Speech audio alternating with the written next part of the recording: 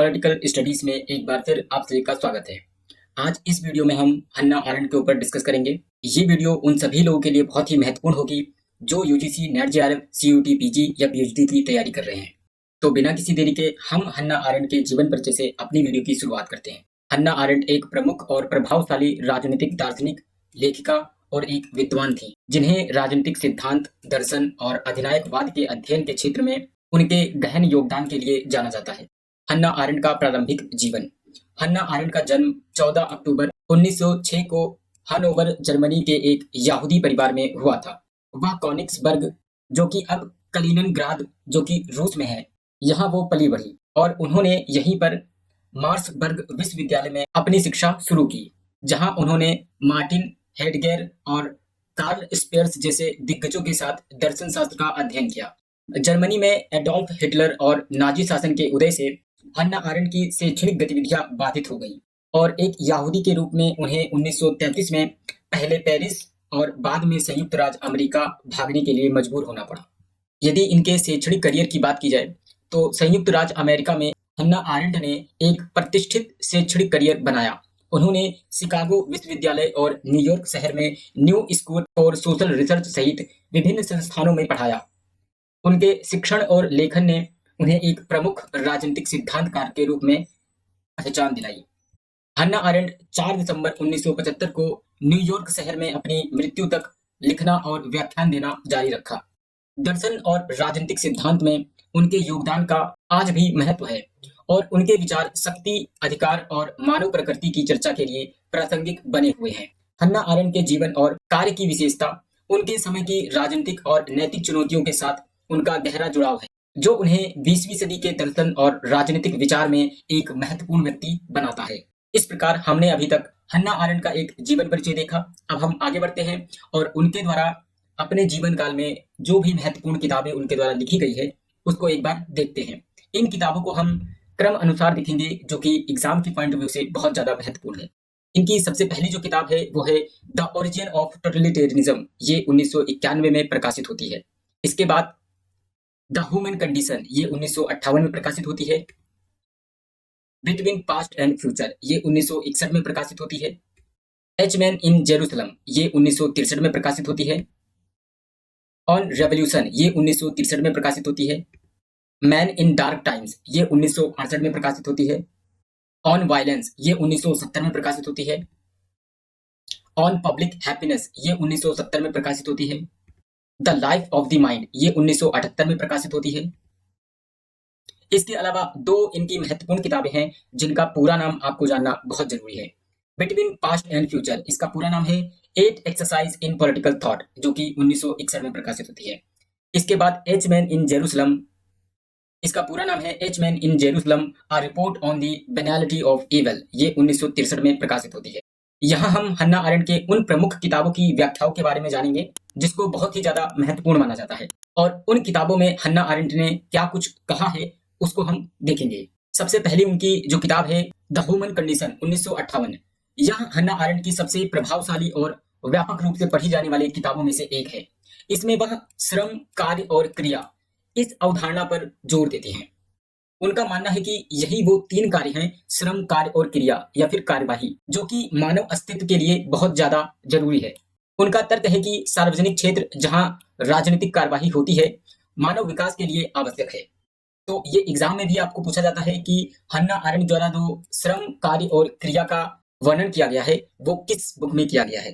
तो ये the human condition जो इनकी बुक है, इसमें इस बात का वर्णन हमें देखने को मिलता है। इसके अलावा इनकी जो अगली महत्वपूर्ण किताब है वो है द ओरिजिन ऑफ टोटलिटेरियनिज्म, 1951।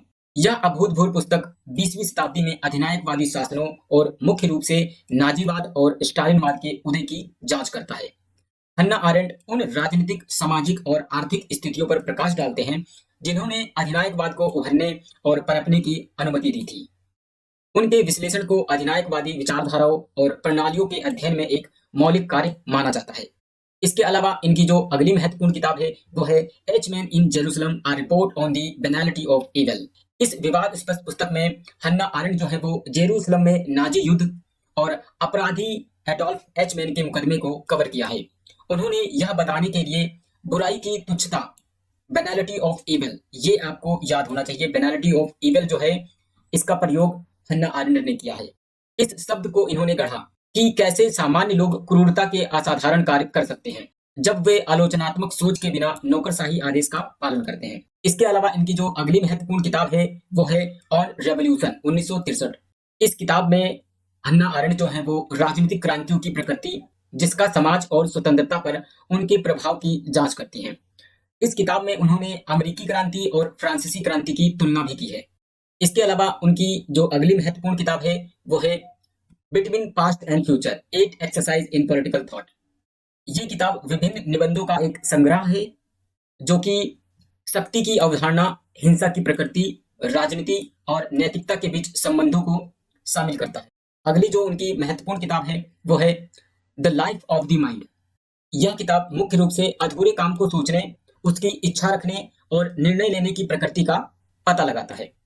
इसके अलावा मानवीय अनुभूति की प्रक्रियाओं, राजनीति और नैतिक कार्यवाही के क्षेत्र में जो व्यक्ति की मन की भूमिका को दर्शाता है। इसके अलावा इनकी अगली जो महत्वपूर्ण किताब है मैन इन डार्क टाइम्स, ये भी मुख्य रूप से इनके निबंधों की एक संग्रह है। इसमें अन्ना आरेंट जो है वो प्रभावशाली विचारकों और ऐतिहासिक शख्सियतों का विवरण दिया है, जिसमें उन्होंने रोजा लग्जमबर्ग, कार्ल स्पियर्स और बर्टोल्ट ब्रेख्ट शामिल हैं। वह राजनीतिक विचारों में उनके योगदान और वो जिस उथल पुथल के समय में रही हैं उस पर उनकी प्रतिक्रियाओं का पता लगाती हैं। इस प्रकार अन्ना आरेंट की ये वो तमाम महत्वपूर्ण किताबें हैं जो कि एग्जाम के पॉइंट ऑफ व्यू से बहुत ज्यादा महत्वपूर्ण है कि इन किताबों में उन्होंने किन विषयों पर कार्य किया है। अब हम आगे बढ़ते हैं और यहाँ हम हन्ना आरेंट को किन के लिए जाना जाता है उस पर ध्यान देंगे। हन्ना आरेंट को मुख्य रूप से मानव स्वतंत्रता व शक्ति के लिए जाना जाता है, यानी कि ह्यूमन फ्रीडम और पावर के लिए। इसके अलावा इन्हें सर्व अधिकारवाद, टोटलिटेरियनिज्म के लिए भी जाना जाता है। इसके अतिरिक्त इन्हें हिंसा, शक्ति व क्रांति, वायलेंस, पावर और रेवोल्यूशन, इसके लिए जाना जाता है। इसके अलावा इन्हें प्रैक्सिस का सिद्धांत, जो कि ग्रामसी और कार्ल मार्क्स से जुड़ा हुआ है, लेकिन हन्ना आरेंट को भी प्रैक्सिस के सिद्धांत के लिए जाना जाता है, थ्योरी ऑफ प्रैक्सिस। इसके अलावा राजनीति का रचनात्मक सिद्धांत, कंस्ट्रक्टिव थ्योरी ऑफ पॉलिटिक्स, इसके लिए भी हन्ना आरेंट को जाना जाता है। यहाँ पर आपको दो चीजें समझनी होगी। एक तो कंस्ट्रक्टिव थ्योरी ऑफ पॉलिटिक्स है, इसकी बात जो है वो हन्ना आरेंट करती हैं, या फिर इसके लिए हन्ना आरेंट को भी जोड़ा जाता है। जबकि अगर हम इंटरनेशनल रिलेशन में देखें कंस्ट्रक्टिविज्म, उसके लिए हम अलेक्जेंडर वैन को जानते हैं, जिन्होंने कंस्ट्रक्टिविज्म यानी कि रचनावाद का सिद्धांत दिया था या फिर संरचनावाद का सिद्धांत दिया था। यदि प्रश्न में आपको अलेक्जेंडर वैन नहीं दिखाई पड़ते हैं कंस्ट्रक्टिविज्म या फिर कंस्ट्रक्टिव थ्योरी के संबंध में, और वहां पर आपको हन्ना आरेंट दिखाई देते हैं, तो निश्चित रूप से उसका संभावित आंसर हन्ना आरेंट होगा। आगे हन्ना आरेंट को मुख्य रूप से सहभागिता का सिद्धांत यानी कि थ्योरी ऑफ पार्टिसिपेशन के लिए भी जाना जाता है। इसके अलावा बहुलता का सिद्धांत, इसके लिए भी हन्ना आरेंट को जाना जाता है, थ्योरी ऑफ पोलैरिटी। तो ये वो तमाम बिंदु हैं जिनके लिए हन्ना आरेंट को जाना जाता है। आप इन सभी बिंदुओं को अपनी कॉपी में नोट करें और इन्हें याद करने का प्रयास करें। हम आगे बढ़ते हैं और अब हम यहाँ पर हन्ना आरेंट द्वारा दिए गए विभिन्न सिद्धांतों और उनके विचारों को समझते हैं। हन्ना आरेंट के प्रमुख सिद्धांत और विचार राजनीतिक दर्शन, नैतिकता, सामाजिक सिद्धांत के विषयों की एक विस्तृत श्रृंखला तक फैले हुए हैं। यहाँ हम उनके प्रमुख सिद्धांत और विचारों को समझेंगे। इसमें जो सबसे पहला उनका सिद्धांत है वो है सार्वजनिक और निजी क्षेत्र, the public and private spheres. इसकी बात हन्ना आरेंट करते हैं। हन्ना आरेंट जो है उन्होंने मानव जीवन के सार्वजनिक और निजी क्षेत्र के बीच अंतर किया है। उनका मानना था कि सार्वजनिक क्षेत्र जहां व्यक्ति राजनीतिक कार्यवाही और प्रवचन में संलग्न होते हैं, मानव स्वतंत्रता राजनीतिक शक्ति के प्रयोग के लिए आवश्यक है। दूसरी ओर निजी क्षेत्र जो कि व्यक्तिगत जीवन, परिवार और व्यक्तिगत जरूरतें शामिल हैं। आरेंट ने तर्क दिया कि व्यक्तियों और समाज के उत्कर्ष के लिए इन दोनों क्षेत्रों के बीच स्वस्थ संतुलन आवश्यक है। इसके अलावा उन्होंने कार्यवाही और राजनीतिक जुड़ाव, एक्शन एंड पॉलिटिकल एंगेजमेंट पे भी अपने विचार दिए हैं। आरेंट के विचारों का केंद्र कार्यवाही की अवधारणा है। उन्होंने राजनीतिक कार्यवाही को मानव गतिविधि का उच्चतम रूप माना है। इस बात पर जोर दिया कि सार्वजनिक जीवन और प्रवचन में भागीदारी के माध्यम से ही व्यक्ति अपनी पूरी क्षमता हासिल करते हैं।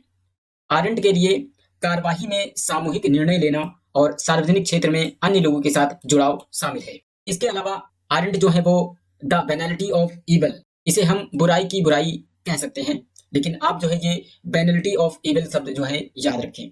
आरंट ने अपनी पुस्तक एच मैन इन जेरूसलम, इस पुस्तक में इन्होंने इस विचार को दिया है और उन्होंने द बेनिलिटी ऑफ इविल, जिसे हम बुराई की बुराई कहते हैं, इस वाक्यांश को गढ़ा। उनका कहना है कि आम लोग क्रूरता के भयानक कृत्य हो सकते हैं जब वे उनके नैतिक निहितार्थों पर सवाल उठाए बिना आदेशों का पालन करते हैं। उन्होंने नौकरशाही प्रणालियों में व्यक्तियों की नैतिक जिम्मेदारी और विचारहीनता और अनुरूपता के खतरों का पता लगाया।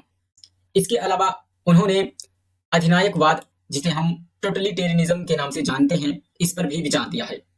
अधिनायकवाद पर आरंट का काम विशेष रूप से द ओरिजिन ऑफ टोटलिटेरियनिज्म में हमें देखने को मिलता है।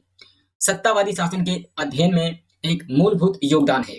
उन्होंने नाजी जर्मनी और स्टालिनवादी रूस के उदय की जांच की। इसमें उन्होंने बताया कि अधिनायकवादी राज्य के उद्भव से कैसे व्यक्ति की नागरिक स्वतंत्रता जो है वो खत्म हो जाती है, इस बात का उन्होंने विश्लेषण किया है। इसके बाद उन्होंने शक्ति की प्रकृति, द नेचर ऑफ पावर, इस पर भी अपने विचार दिए हैं। हन्ना आरंट की शक्ति की समझ पारंपरिक अवधारणाओं से भिन्न है। उन्होंने तर्क दिया कि सत्ता केवल जबरदस्ती या वर्चस्व के बारे में नहीं है, बल्कि उन्होंने इसे सामूहिक कार्यवाही के रूप में परिभाषित किया। उन्होंने बताया कि व्यक्तियों के अपने राजनीतिक वातावरण को प्रभावित करने और आकार देने में भी शक्ति जो है वो निहित होती है और शक्ति का महत्व होता है। उन्होंने शक्ति, अधिकार और वैधता के बीच में अंतर किया है और इसके बीच संबंधों का पता लगाया है। इसके अलावा उन्होंने बहुलवाद और राजनीति, इस पर भी विचार रखे हैं। आरंट ने राजनीतिक जीवन में बहुलवाद के महत्व पर जोर दिया। उनका मानना था कि स्वस्थ लोकतंत्र के लिए विविध और संलग्न नागरिकता आवश्यक है। उनके विचारों में बहुलता यह सुनिश्चित करती है कि सार्वजनिक क्षेत्र में विभिन्न दृष्टिकोण और राय मौजूद हैं, जिसमें मजबूत राजनीतिक बहस और आम सहमति की संभावनाएं पैदा होती हैं। इसके अलावा उन्होंने निर्णय और नैतिकता, जजमेंट एंड एथिक्स, इस पर भी अपने विचार दिए हैं। निर्णय और नैतिकता पर आरंट के काम की खोज उनकी अधूरी पुस्तक the life of the mind, इसमें हमें देखने को मिलती है। उन्होंने नैतिक निर्णय लेने में सोच और निर्णय की भूमिका की जांच की है और पता लगाया है कि जटिल नैतिक स्थितियों में व्यक्ति कैसे मूल्यांकन करते हैं और विकल्प को चुनते हैं। इसके अलावा उन्होंने एक प्रसिद्ध विचार, जिसे हम वीटा एक्टिवा कहते हैं, इसको प्रस्तुत किया है। इस विचार को इन्होंने द ह्यूमन कंडीशन में प्रस्तुत किया है, जिसमें वो मुख्य रूप से श्रम, कार्य और क्रिया, जिस पर मुख्य रूप से जोर देती है और इसे मनुष्य के जीवन निर्माण के लिए आवश्यक मानती है। उन्होंने तर्क दिया कि ये गतिविधियां मानव अस्तित्व के लिए जरूरी हैं, जिसमें हन्ना आरंट जो है वो कार्यवाही को सबसे श्रेष्ठ मानती है और बताती है कि कार्यवाही जो है वो मानवीय और राजनीतिक जीवन के लिए बहुत ही ज्यादा महत्वपूर्ण है। हन्ना आरंट का ये विचार इतना ज्यादा महत्वपूर्ण था कि उनके इस विचार पर वीटा एक्टिवा नामक एक डॉक्यूमेंट्री प्रस्तुत की गई और ये डॉक्यूमेंट्री इतनी प्रसिद्ध हुई कि इसे मुख्य रूप से best documentary Santa Barbara international film festival से नवाजा गया। इस प्रकार इस वीडियो में हमने हन्ना आरंट से संबंधित उन सभी महत्वपूर्ण बिंदुओं को कवर किया जो कि एग्जाम के पॉइंट व्यू से बहुत ज़्यादा महत्वपूर्ण है। मैं उम्मीद करता हूं कि आपको ये वीडियो पसंद आई होगी। अगर ये वीडियो आपको पसंद आई है तो आप इस वीडियो को लाइक करें, शेयर करें और यदि आप ऐसी ही वीडियो देखना चाहते हैं तो आप इस चैनल को सब्सक्राइब करें। साथ ही साथ आप अपने विचार जो हैं कमेंट के माध्यम से हमसे साझा कर सकते हैं। इसके अलावा यदि आप UGC, NET JRF, CUET, PG या पीएचडी की तैयारी कर रहे हैं तो आप हमारे टेलीग्राम ग्रुप से भी जरूर जुड़ें। यहाँ आपको इनसे संबंधित अपडेट और वीडियो की नोटिफिकेशन जो है समय समय पर मिलती रहेगी। एक बार फिर आप सभी का ये वीडियो देखने के लिए बहुत बहुत धन्यवाद।